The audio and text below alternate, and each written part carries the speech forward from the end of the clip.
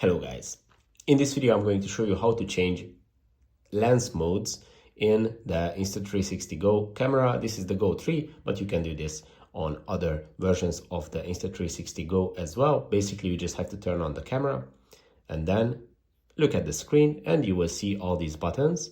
And now we need to use the button on the bottom right corner, which says linear. And in this menu, you can switch between the different lens modes. These two on the left are going to be your fisheye modes. These are the widest.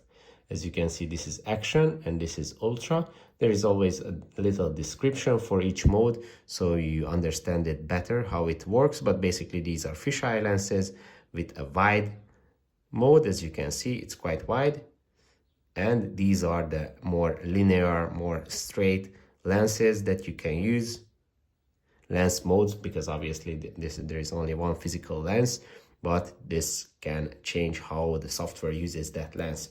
And this narrow option is the narrowest, and it doesn't distort your video that much as the action cameras. These are more useful for sports, extreme sports, POV videos, and these are more useful for vlogging and recording yourself. So it's pretty easy to do. I hope this video was helpful for you. If it was, please consider sending a super thanks donation, and see you in the next one.